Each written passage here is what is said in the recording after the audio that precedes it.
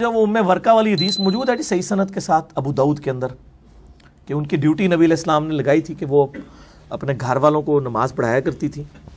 اور وہ آج کل غامدی صاحب کا بھی کلپ، شکر ہے غامدی صاحب کا نام نہیں لیا، غامدی صاحب کچھ کرتے ہیں تو وہ مجھے وکالت کرنی پڑتی ہے، تو میں کسی کا وکیل نہیں ہوں. ان کی آدھی بات درست ہے کہ عورت امامت کروا سکتی ہے، لیکن کس کی؟ اپنے گھر والوں کی اور عورتوں کی. اگر ان کے گھر میں، یعنی ظاہر اس وقت نیا نیا اسلام پھیلا تھا، گھر میں لوگوں کو قرآن ہی کم آتا تھا. اگر کوئی ایک عورت زیادہ بڑی عالمہ ہے، اس کے خامد کو اتنا علم نہیں ہے دین کا، نہ قرآن اسے زیادہ آتا ہے، تو وہ اگر گھر میں امامت کر لیتی ہے محرم کے اندر ہی، تو اس میں کوئی حرج نہیں ہے، عورت کر سکتی ہے امامت. لیکن اگر آپ کہیں گے عورتوں کو امام مسجد بنانا شروع کر دیں ہم، تو یہ تو بات غلط ہے. اس کی وجہ یہ کہ امت کا اجماع ہی نہیں سے ٹرانسفر کر رہا. ویسے تو یعنی غامدی صاحب ہر چیز میں عملی تواتر اجماع کو لیتے ہیں، ادھر اجماع کہاں بھول گئے کہ امت کا اجماع اور عملی تواتر ہے کہ مرد ہی ابھی تک امامت کرواتے ہیں. جس طرح اللہ تعالیٰ نے کوئی پیغمبر عورت نہیں بنائی ہے، کیونکہ لیڈرشپ کی کوالٹی ہے نا. الرجال قوامون علی النساء، مرد عورتوں پہ حاکم بنائے گئے. عورت کس طریقے سے مطلب مسجدوں کی امامت کروا سکتی ہے؟ پھر عورت کی آواز کا بھی پردہ ہے قرآن پاک میں. عورت کے زیور کی چھنکار باہر سنائی نہ دے. نبی کی بیویوں سے زیادہ پرہیزگار نہیں تھا، ان کو کہا گیا کہ تم کوئی لجاجت کے ساتھ بات نہ کرنا، کہ جس کے دل میں کوئی روگ ہے تو وہ کوئی اسکینڈل چلانا شروع کر دے. تو بات سختی کے ساتھ کرو، پردے میں کرو.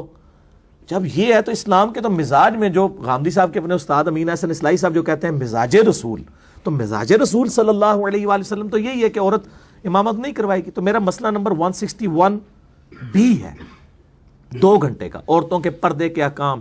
عورتیں اذان دے سکتی کہ نہیں، اقامت کر سکتی کہ نہیں، نماز کا طریقہ کیا ہے، اور طواف کعبہ میں وہ 3 چکروں میں رمل کریں گی کہ نہیں، صحیح کے دوران دوڑیں گی کہ نہیں. یہ سارے مسائل میں نے اس حوالے سے کور کیے ہیں. تو عورت امامت کر سکتی ہے اپنے گھر والوں کی اگر وہ قرآن زیادہ جانتی ہے، البتہ پبلکلی نہ جائے، ظاہر ہے اس کی تو آواز کا بھی پردہ ہے. اور عورتوں کی امامت کروائے، اس پہ تو اجماع امت ہے. لیکن اس میں پھر جو ہے وہ میں نے اس میں میرا کلپ بھی دادا سے ریکارڈڈ ہے کہ اس میں وہ پھر وہ عورتوں کی صف کے اندر ہی کھڑی ہوگی، وہ آگے سے علیحدہ سے نہیں کھڑی ہوگی، اسی صف کے اندر کھڑی ہوگی، امامت کروائے. باقی یہ جو آج کل امریکہ اور یورپ میں فتنہ آیا کہ یہ آگے عورتیں کھڑی ہیں، پھر وہ ویڈیوز بھی بنوا رہی ہیں پیچھے. یعنی ایک عورت کی آواز اگر خوبصورت ہے تو وہ مرد جو اس کے پیچھے نماز پڑھ رہا ہے تو اس کی خوبصورتی میں گھوم رہے گا.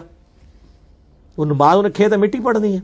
پھر عورتوں کے ساتھ نیچرلی ایسی چیزیں ہیں کہ ان کو پیریڈز آ جاتے ہیں، نماز کے دوران بھی آ سکتے ہیں، تو پھر وہ کسی پیچھے اور مرد کو ہاتھ سے پکڑ کے آگے کرے گی، مطلب پاسبل نہیں ہے نا. تو یعنی یہ اسلام کے کلچر میں نہیں چیز بیٹھتی ہے کہ عورتیں جو ہیں وہ پبلکلی آ کے امامت کریں. گھر کے اندر اگر وہ صرف محرم رشتہ داروں میں امامت کر لیتی ہیں تو اس میں کوئی حرج نہیں ہے، اور عورتوں کی امامت کرتی ہیں تو اس میں بھی کوئی حرج نہیں ہے، جواز اس کے اندر موجود ہے. لیکن وہ والا جو مسئلہ ہے نا کہ جی وہ مردوں کی امامت کروائے اور جا کے مسجدوں میں عورتوں کو امام رکھنا شروع کر دیا جائے، تو یہ بالکل اجماع امت کے خلاف ہے.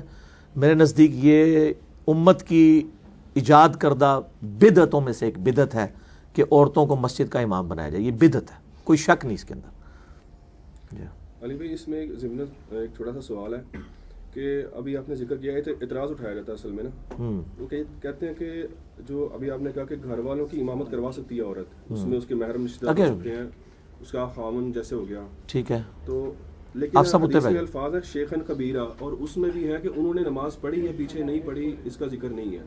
کیا یعنی جو ایک حدیث میں الفاظ ہے شیخن کبیرہ، یعنی کہ بہت ہی ضعیف آدمی تھا جن کو مؤذن مقرر کیا تھا، انہوں نے نماز پڑھی یا ام ورقہ کے پیچھے یا نہیں، یہ اس حدیث میں نہیں. چلے وہ دار حق کے الفاظ ہیں، وہ ہو سکتا ہے شیخن کبیر ان کا رشتہ دار ہی ہو کوئی، ان کا ہی کوئی، یعنی اس زمانے کی کیٹاسٹرافک کنڈیشن کو آپ سمجھ نہیں سکتے. جہاں پہ میرے بھائی 5-6 سال کا معاذ ابن جبل امامت کروا رہا ہے، تو اس کا مطلب ہے کہ اتنا قرآن کسی کو نہیں آتا تھا نا.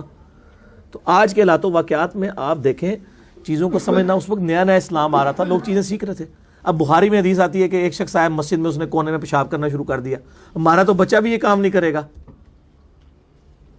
اس لیے کہ بچے کی بچپن سے تربیت ہوئی ہے. اس وقت نیا نیا اسلام آیا ہے تو لوگ آہستہ آہستہ لرن کر رہے تھے، پھر آپ نے اس کو بلا کے سمجھایا کہ مسجد میں یہ کام نہیں کرنا. تو آپ ان حالات و واقعات میں بھی چیزوں کو لے کے دیکھیں کہ اس وقت کیا صورتحال تھی. اس کے بعد جب اس چیز کو اسٹیبلش کیا جاتا ہے نا، جو چیز اسٹیبلش ہوگی وہ ایز اے دین.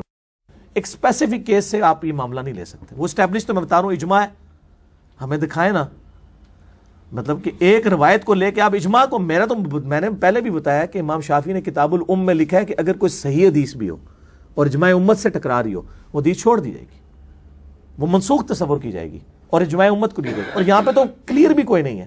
چاہے جائے کہ ایک ام ورقہ کی ایک اکلوتی جو وہ غریب حدیث کو لے کے تو آپ پورے اجماع کا انکار کرنا شروع کر دیں.